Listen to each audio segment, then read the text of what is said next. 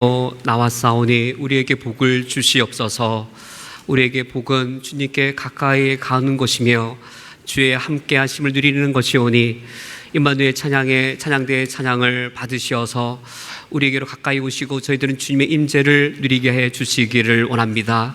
주의 말씀을 들을 때 우리 영혼이 주님 앞에 서게 하여 주시옵고, 주의 말씀을 깨달을 때 내 곁에 계신 주님의 은혜를 누리게 하여 주시어서 주의 말씀을 드리며 주님의 말씀에 응답하는 이 시간이 우리에게 가장 복된 시간이 되게 하여 주옵소서.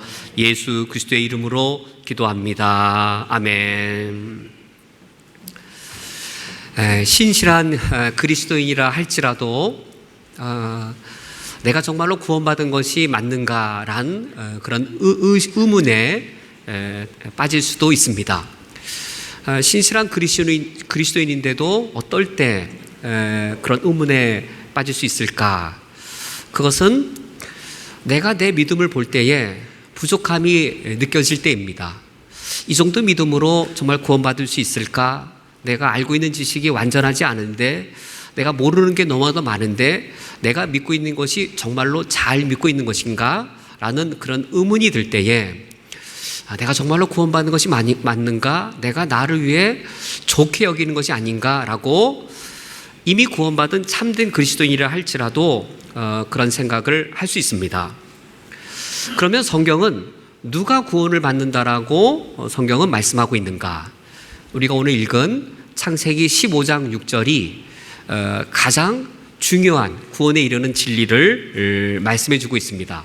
창세기 15장 6절부터 우리가 오늘 말씀을 읽었는데, 이 창세기 15장 6절에서 아브라함이 하나님께 이렇게 응답합니다. 아브라함이 여호와를 믿으니 여호와께서 이를 그의 의로 여기시고. 이 아브라함이 하나님을 믿은 것은 하나님의 약속에 대한, 하나님의 말씀에 대한 아브라함의 반응이었습니다. 응답이었습니다. 하나님이 아브라함을 장막 바깥으로 이끌고 오셔서 하늘의 별들을 보게 하십니다. 밤하늘의 별들을 보게 하시면서 너의 후손이, 너의 아들들이 이렇게 뭇별처럼 많을 것이다 라고 약속하셨을 때에 그 말씀에 대한 아브라함의 응답은 믿음이었습니다. 아브라함이 하나님의 말씀을 믿었을 때에 하나님은 그 믿음을 의로 여기셨습니다. 이 창세기 15장 6절은 신약 성경에 갔을 때 아주 중요하게 신약 성경이 이 창세기 15장 6절을 다루고 있습니다. 로마서 4장에서 등장을 하고 또 갈라디아서 이 3장에도 다시 한번 등장하면서 신약 성경에 매우 중요한 로마서와 갈라디아서 두 번에 등장하면서 매우 중요하게 이 창세기 15장 6절이 다루어지고 있습니다. 로마서 누가 썼지요? 사도 바울입니다. 갈라디아서는 누가 썼지요? 사도 바울입니다. 사도 바울이 본래 유대인이었습니다.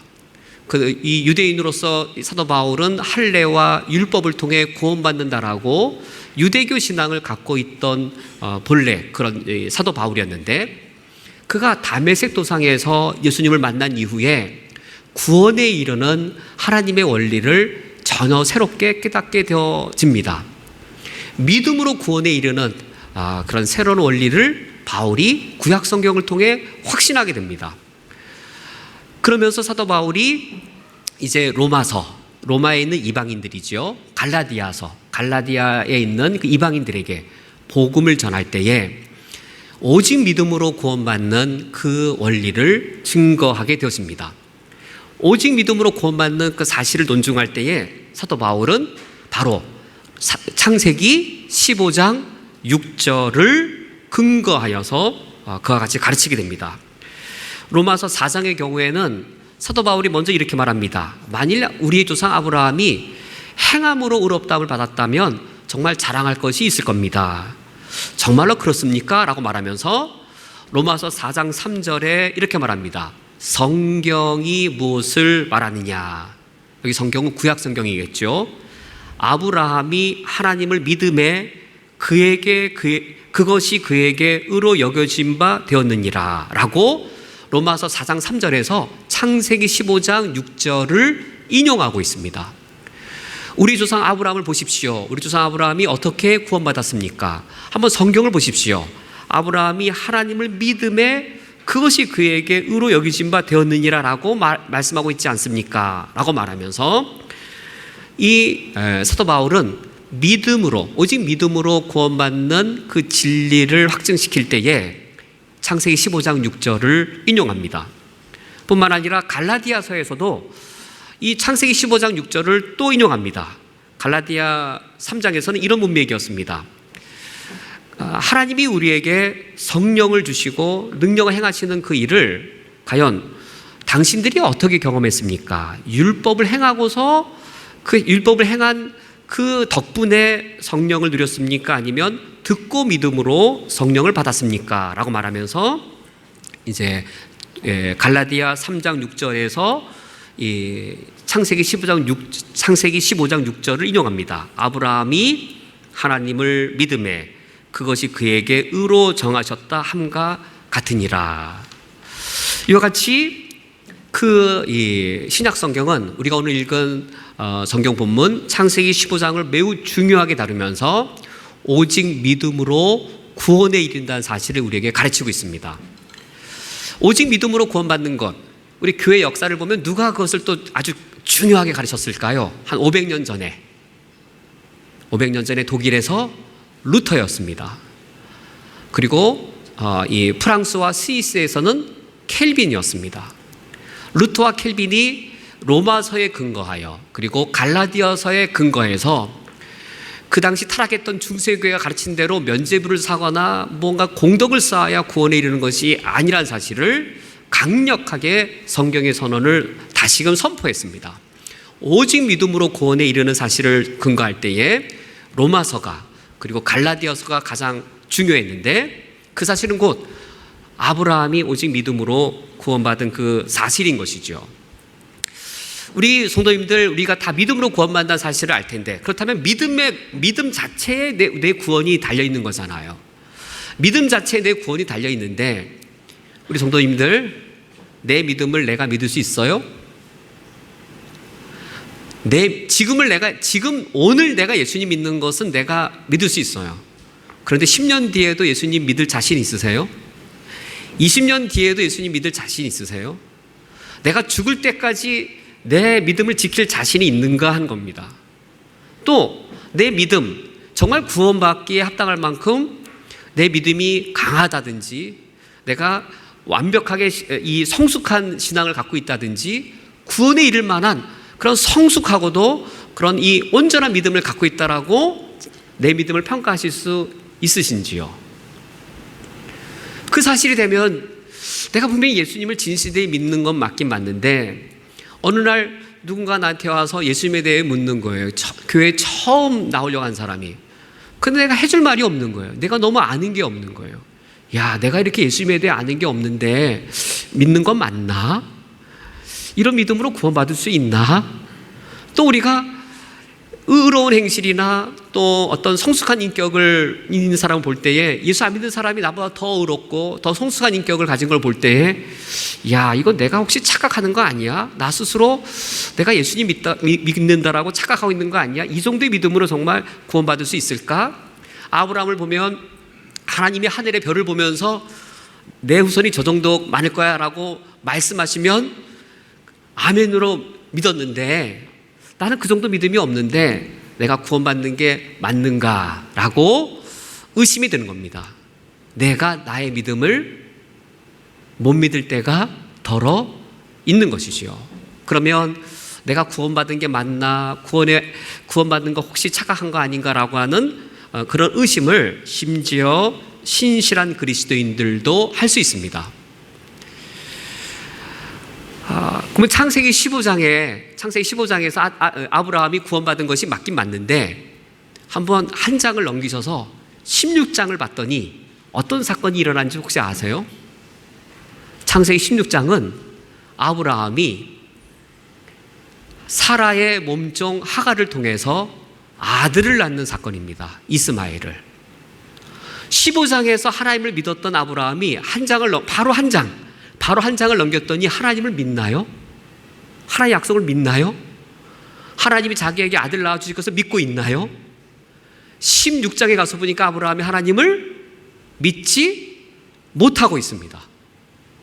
하나님을 의심하고 있고, 그래서 믿음을 지키지 못하고 아브라함이 하갈을 통해 아들을 낳았습니다.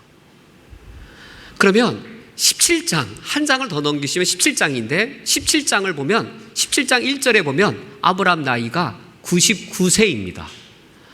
16장은 아브라함이 86세입니다. 무려 13년이 흐른 99세 때 아브라함이 그때는 하나님을 잘 믿고 있었을까요? 근데 하나님이 아브라함이 나타나셔서 99세 된 아브라함에게 너가 내년이면 아들을 낳을 것이다 라고 약속해 주십니다. 창세기 15장에서는 아브라함이 하나님을 믿었어요. 하늘의 별들을 보여주시면서 내 후손이 저와 같을 것이다 라고 말씀했을 때에 아브라함이 믿음으로 응답했습니다. 그런데 믿음이 다 더 성장해야 될 거 아니에요. 근데 17장에 가서 하나님이 내년에 너에게 아들이 있을 것이다 라고 말했을 때에 이번에는 아브라함이 어떻게 응답을 했는가? 17장에 보면 이렇게 응답했습니다. 아브라함이 엎드려 웃으며 마음속으로 이르되, 아브라함이 하나님의 말씀 들었을 때에 웃음이 나올 정도였습니다. 하나님의 말씀을 듣고 웃을 정도로 아브라함은 하나님의 말씀을 믿을 수 없었습니다. 마음속으로 이르되 100세 된 사람이 어찌 자식을 낳을까? 사라는 90세니 어찌 출산하리요? 라고 하나님의 말씀을 믿지 못하였습니다. 아브라함은 단지 이스마엘이나 하나님 앞에 살기를 원합니다 라고 말할 뿐이었습니다. 아브라함의 믿음, 아브라함이 하나님을 안 믿는 건가요? 하나님을 믿죠. 아브라함이 하나님을 믿는데 그 믿음에 걸맞는, 또 구원받은 자에 걸맞는 그 믿음에 합당한 행위는 언제쯤 가야 드러날까요? 언제쯤 가서야 정말로 구원받은 자다운 믿음이, 구원받은 자의 그 믿음에 합당한 삶의 열매가 드러나면 그건 언제쯤일까요? 100세 된 아들 이삭을 번제로 드릴 때쯤이죠. 창세기 22장입니다. 그때는 아브라함의 믿음이 정말로 성숙의 단계에 이르게 됩니다. 내 아들을 불태워 죽일지라도 하나님이 이 잿가루 된 이삭을 다시 부활시킬 것이다 라고 그것까지 믿을 정도이니 정말로 하나님을 믿되 아주 성숙한 믿음으로 이 완전한 믿음에 이르는 것이지요. 그러면 아브라함이 언제 구원받았을까요? 창세기 22장 가서에 구원받았을까요? 이삭을 번제로 드릴 만큼 강하고도 완전하고도 그 정도 성숙한 믿음을 가졌을 때 22장에 가서야 아브라함이 구원을 받았을까요? 아닐까요? 분명히 창세기 15장 아브라함이 여호와를 믿음에, 그 믿음을 하나님이 의로 여기셨다라고 하나님 말씀하셨고, 로마서는 그 15장을 아브라함이 믿음 구원받은 증거로, 갈라디아서 3장은 바로 로마서 이 창세기 15장 6절을 아브라함이 구원받은 증거로 사용한 걸 놓고 볼 때에 아브라함이 16장에 그렇게 연약함을 보였어도 17장에 그렇게 연약함을 보였다 할지라도 22장에 그 완전한 행위에 도달하기 전인데도 불구하고 이미 15장에 그가 믿음이 연약하고 그의 믿음이 완전하지 못한다 할지라도, 그의 믿음이 아직 미성숙하다 할지라도 하나님은 아브라함을 구원받게 하셨습니다. 그러면 하나님 대충 믿어도 되는 건가요? 그럼 무엇을 말하는 걸까요? 하나님을 믿었다 안 믿었다 해도 된다는 말인가요? 대체 이건 무엇을 말하는 건가요? 우리가 오직 믿음으로 구원받는다는 말에 오해와 또 잘못된 생각을 가질 수 있습니다. 오직 믿음으로 구원받는다는 말에 나를 구원받게 하는 것, 믿음이 나를 구원받게 한다라고 오해할 수 있습니다. 믿음이란 행위에 신비한 능력이 담겨 있고, 믿음이라고 하는 것은 정말로 귀한 거여서 이 믿음 안에는 나를 구원할 능력이 담겨 있다라고 여기는 것이죠. 믿음의 상대 개념이 행위입니다. 행위로 구원받는 게 아니라 믿음으로 구원받는다고 하니까 이 행위에는 할례를 받고 11조를 드리고 안식일을 지키고 그런 종교적인 공덕을 많이 쌓는 것이 행위예요. 또 간음하지 않고 도둑질하지 않고 이런 윤리적인 선을 많이 쌓는 것들이 행위입니다. 행위로 구원받는 것은 상대 개념이 믿음이에요. 행위로 구원받는다고 했을 때는 나를 구원하는 능력이 어디로부터 나오나요? 나로부터 납니다. 나의 종교적인 공덕, 나의 윤리적인 선행. 나를 구원하는 것은 내가 쌓은 여러 가지 공덕과 선행이 나를 구원시키는 거죠. 그런데 이런 생각의 반대 개념으로 믿음이라고 생각하니까 나를 구원하는 능력이 믿음에서 나오는 것처럼 오해할 수 있습니다. 구원하는 능력의 원천을 나의 믿음이라고 오해할 수 있습니다. 그게 오해였던 거예요. 만약에 아브라함을 구원하는 능력이 아브라함 믿음에서 나왔다면 아브라함은 최소한 20 이상 넘어가야 구원받습니다. 아브라함은 그 이전에 구원받을 수 없습니다. 16장에 하나님 안 믿잖아요. 17장에 여전히 하나님 못 믿잖아요. 자기 아내를 누이라고 속이는 그러한 비윤리적인 행동도 범하잖아요. 그렇기 때문에 아브라함을 구원하는 그 모든 힘과 능력들이 아브라함 믿음에서 나온다라고 말하면 옳지 않습니다. 그럼 아브라함을 구원하는 능력은 원천이 어디에 있을까요? 무엇이 아브라함 구원하는 능력의 원천일까요? 믿음 자체를 구원의 원천이라고 봤기 때문에 구원받은 그리스도인들조차 내가 정말 구원받는 거 맞나? 구원의 확신을 못 갖는 거예요. 왜요? 내 믿음이 연약하거든요. 내 믿음이 때로는 흔들리거든요. 그게 내 구원의 원천이 아닌데 내가 내 믿음을 봤을 때 이 정도 믿음으로 구원받는 거 맞아? 흔들리는 것이죠. 20세기에 전 세계에서 하나님이 크게 쓰신 복음에 있어서 가장 힘있게 사용하신 목회자가 계십니다. 로이드 존스 목사님이신데, 로이드 존스 목사님의 로마서 강해는 아마 100년, 500년이 지나도 역사에 남을 만한 로마서 강해 설교였습니다. 수년에 걸쳐서 로마서 강해를 하시고도 돌아가실 때까지 다 강해를 못 마치고 돌아가셨는데, 그 세계적인 역사에 남을 만한 로마서 강해를 로이드 존스 목사님이 설교를 하시면서 믿음 앞에 쓰여진 전치사에 주목하였습니다. 믿음 앞에 어떤 전치사가 쓰여 있을까요? 믿음 앞에 through가 쓰였을까요? by가 쓰였을까요? 한국말로 믿음에 의하여 우리가 구원받을까요? 믿음으로 말미암아 구원받을까요? 우리 한글 성경에 어떻게 번역되어 있죠? 믿음에 의하여 구원받나요? 믿음으로 말미암아 구원받나요? 신약 성경은 예외 없이 through faith라고 명시적으로 말하고 있습니다.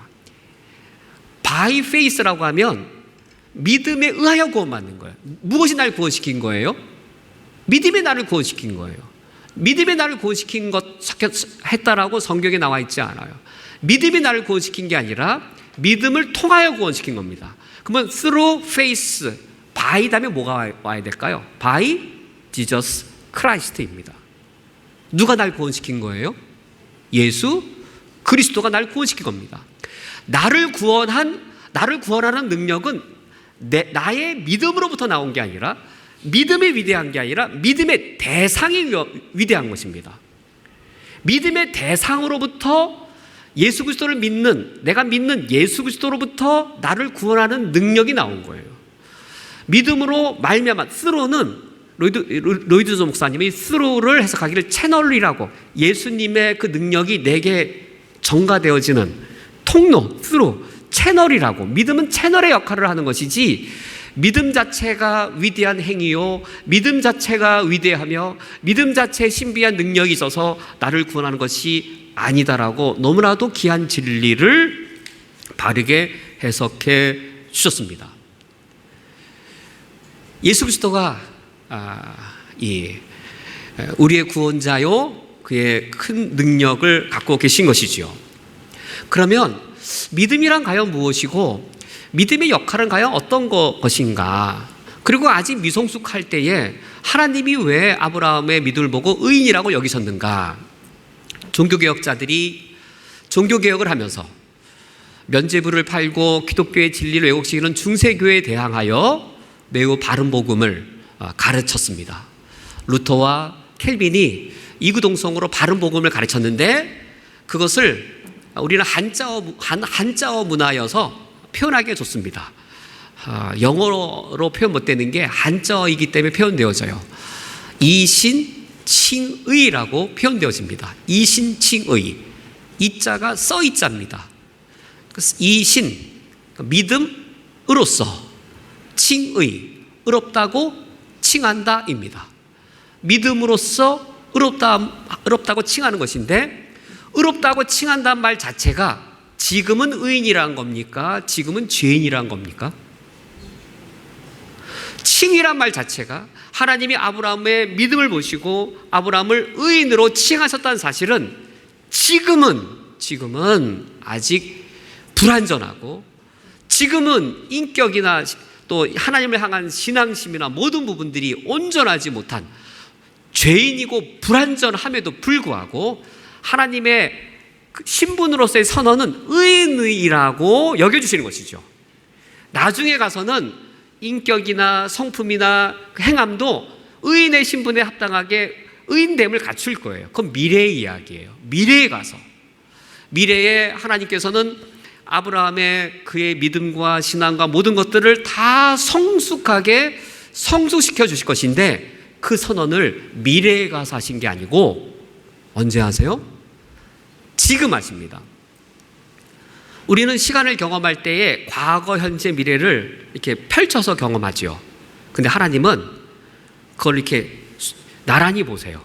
과거, 현재, 미래를 나란히 보세요. 그게 신학 용어로 영원이에요. 영원. 우리는 시간을 과거, 현재, 미래로 따로따로 구별되게 경험하지만 하나님은 과거, 현재, 미래를 이렇게 하면 동시죠. 동시. 과거, 현재, 미래가 동시죠. 통으로 보시는 거죠. 하나님은 지금은 내가 죄인인데 하나님은 미래 시점에 가셔서 미래에 내가 너를 의인 만들 거야. 너 미래 의인이야 라고 미래를 현재처럼 여겨주세요.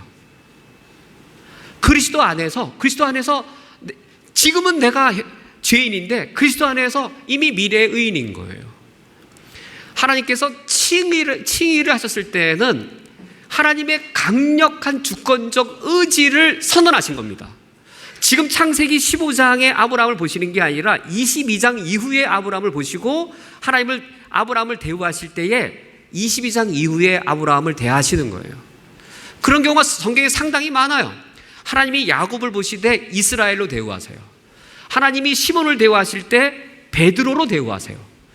하나님은 우리를 대우하실 때 아브람도 아브라함으로 대우하세요. 그것은 하나님의 무엇이라고 밖에는 해석할 수 없나요? 하나님의 주권적 의지입니다. 너 지금 불완전하고 미성숙하지만 너 지금 그렇지만 내가 너 반드시 의인 되게 하겠다라고 하나님이 주권적으로 결정하신 겁니다. 그렇다면 나를 구원하는 능력, 나를 구원하는 원인은 어디에 있나요? 나로부터 나온 것이 아닙니다. 나를 구원하는 시작은 주님께로부터 나왔고 나를 구원하는 능력도 나에게 나온 것이 아니라 주님에게서 나온 것입니다. 이것은 이런 비유로 쉽게 설명되어 줄 수 있습니다. 어떤 그 아들이 이제 절벽에서 등산하다가 절벽에서 미끄러졌습니다. 이제 팔의 힘이 다 빠질 때예요. 한 손으로 잡고 있어요. 아버지가 팔을 내밉니다. 어떻게 해야 사나요? 어떻게 해야 살아요? 내 손을 어떻게 해야 돼요? 절벽에서 어떻게 해, 내 손을? 놓으면 죽잖아요. 놓으면 죽죠? 믿음이 뭔지 아세요? 믿음이? 내가 붙잡고 있어도 내가 죽을 걸 알아요. 정말 죽어요.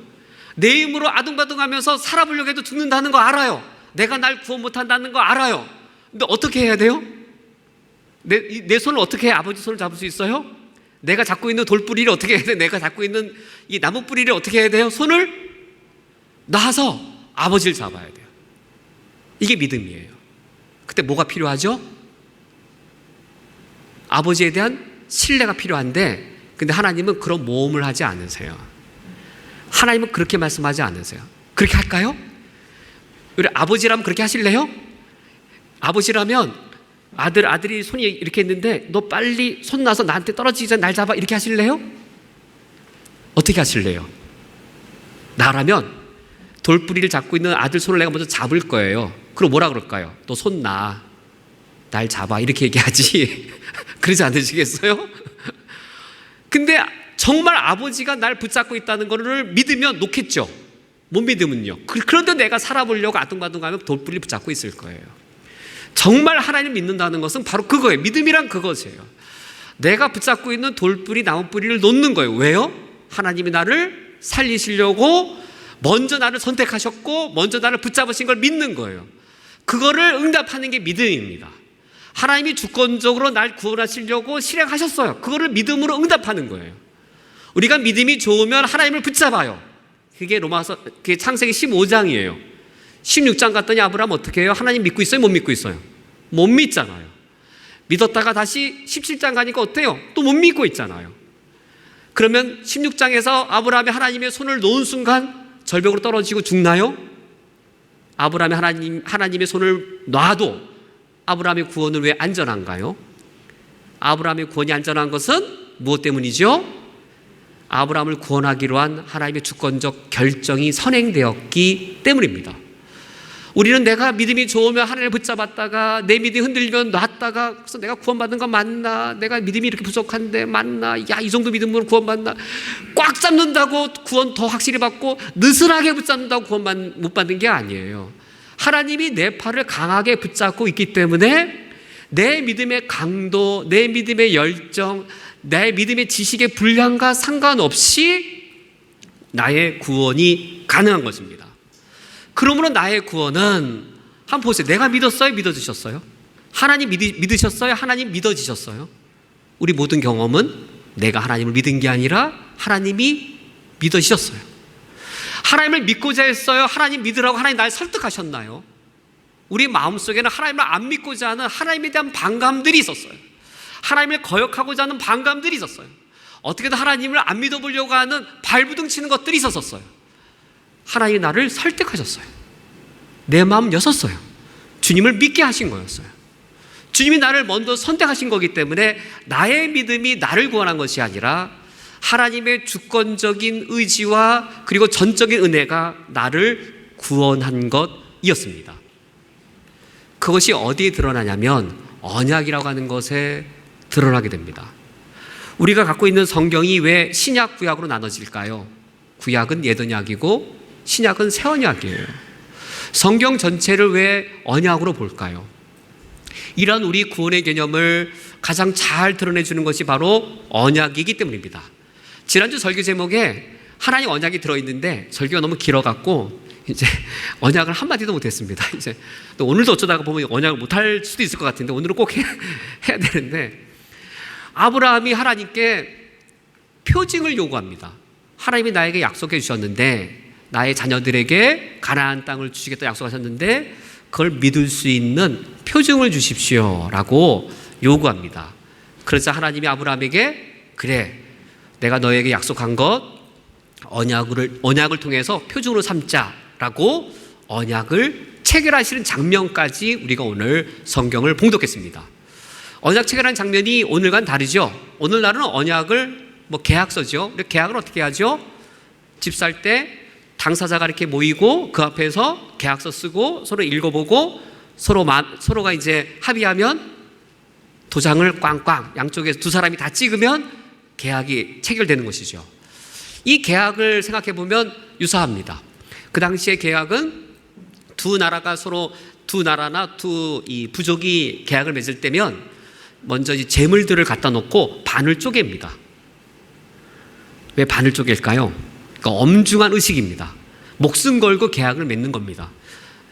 반을 쪼개고 쪼갠 고기 앞에 사이에서 우리가 요즘 말하면 복덕방에 가서 이제 계약서 이렇게 읽어보자. 중도금은 몇 월 며칠 날, 얼마는 또 몇 월 며칠 날까지, 잔금은 언제, 그런 거 다 같이 읽고, 그럼 마지막 뭐 하죠?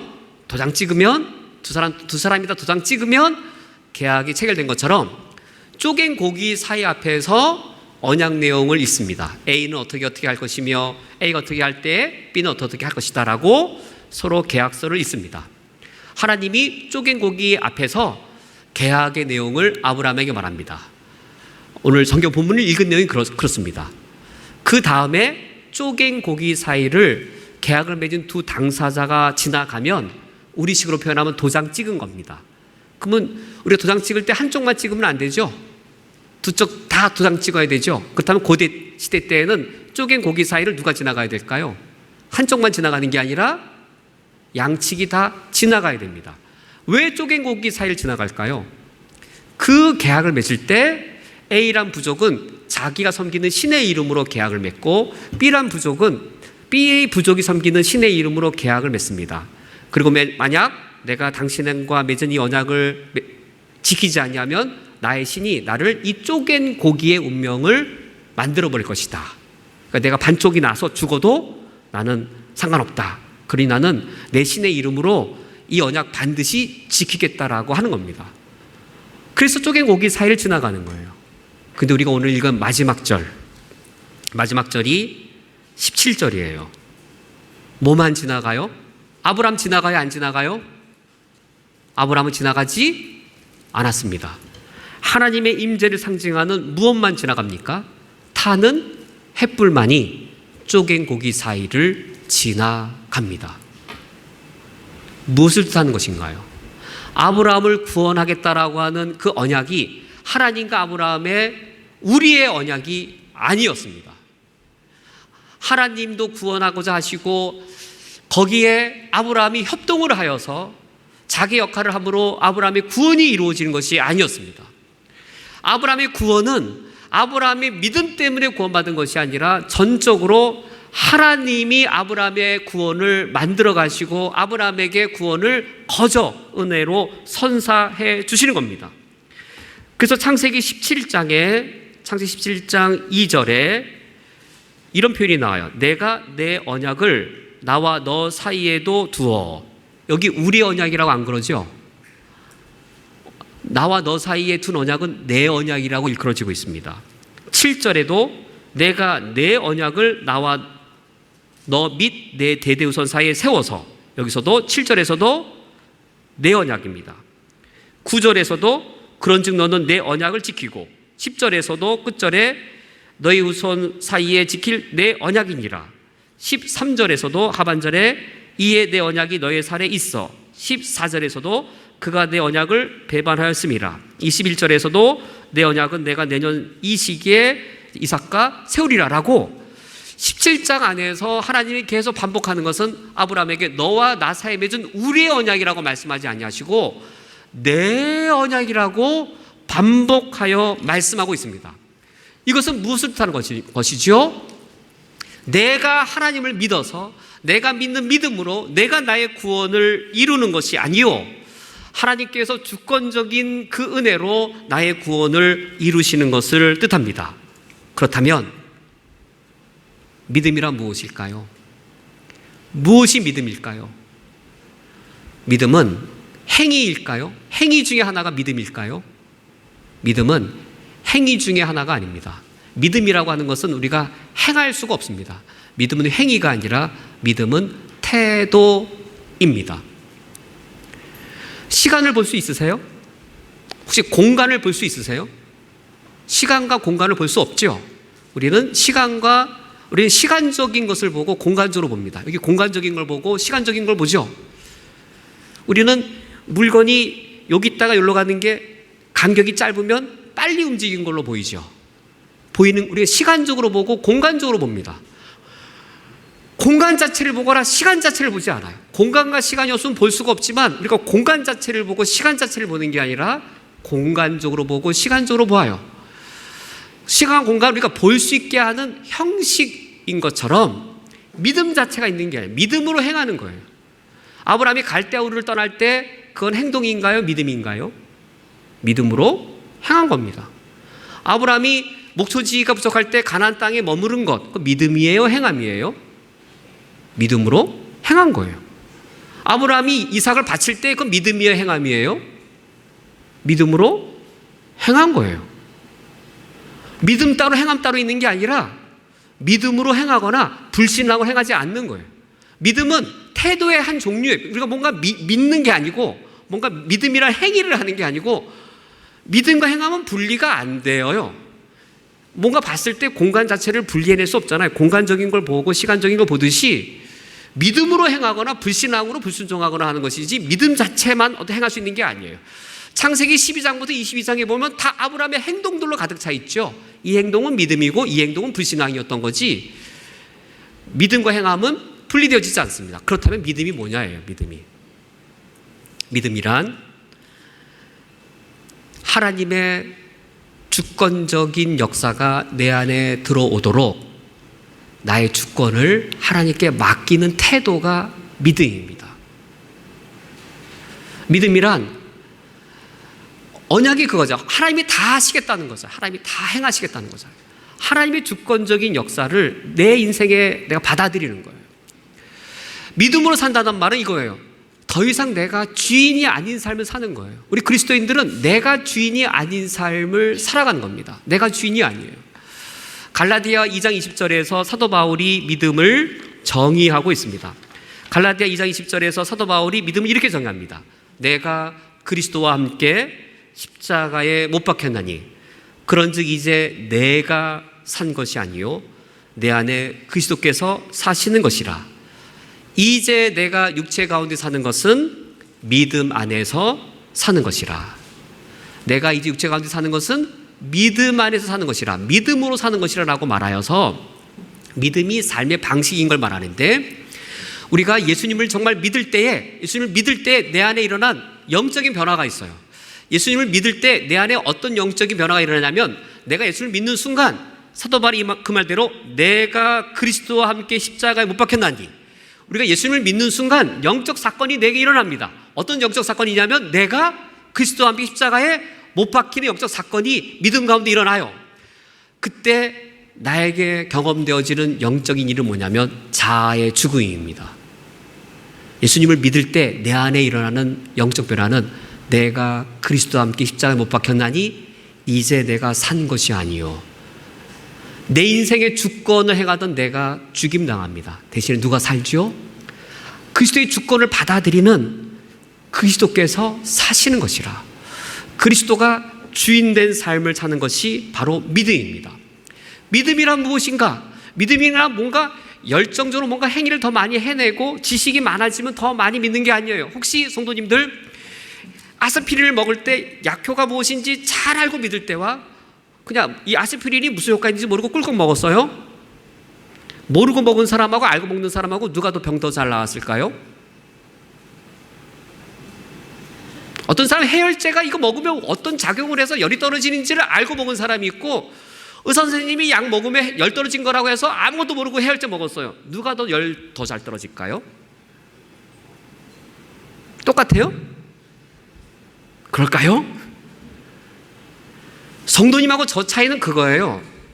해열제를 먹으면 양리작용이 어떻게 해서 열 떨어지는지를 잘 아는 게 목사예요. 그리고 모르는 분이 여러분이에요. 믿음의 결과는 누가 더 많이 누릴까요? 똑같아요. 똑같아요. 아, 성경 지식이 많고 내가 더 많이 아니까 믿음이 더 좋다. 아, 그건 뭔가 착각이에요, 착각. 나를 변화시킨 능력은 믿음 자체에 있지 않아요. 해열제에 어떤 작용인지 많이 알수록 열이 더 떨어지는 게 아닌 것처럼 해열제의 많은 지식이 내 열을 떨어뜨린 게 아니라 뭐가 내 열을 떨어뜨린 거예요? 해열제 그 자체예요.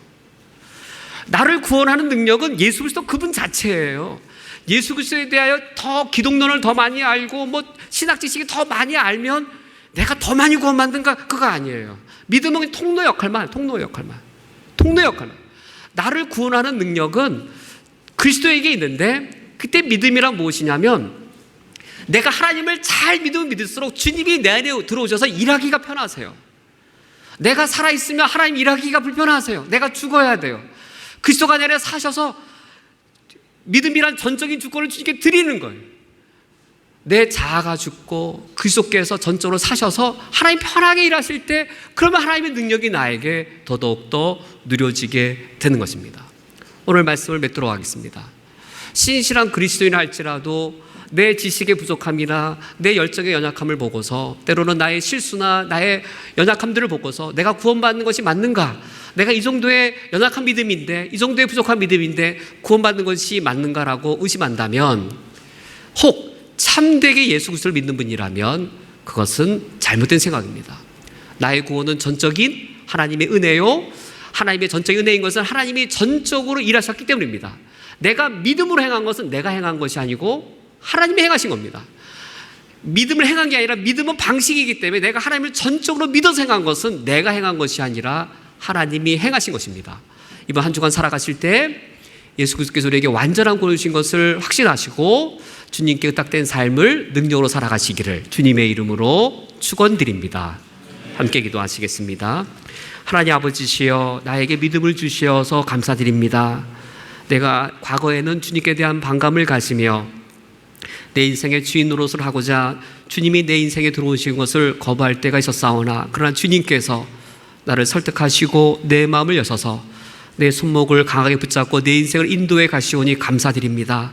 내 믿음이 나에게 힘이 되는 것이 아니라 내가 믿는 그 대상이신 그리스도의 사랑이 나를 지키시며 그리스도의 능력이 나를 보호하시오니 감사드립니다. 우리 성도님들이 이번 한 주간을 살아갈 때에 내가 믿고 의지하는 그 주님으로 인하여 평강을 누리게 하여 주시오며, 그 주님이 나와 함께 하시는 것을 의지하며 하나님 도와주시는 은총 가운데 한 주간을 거하게 하옵소서. 예수님의 이름으로 기도합니다. 아멘. 다 함께 일어서서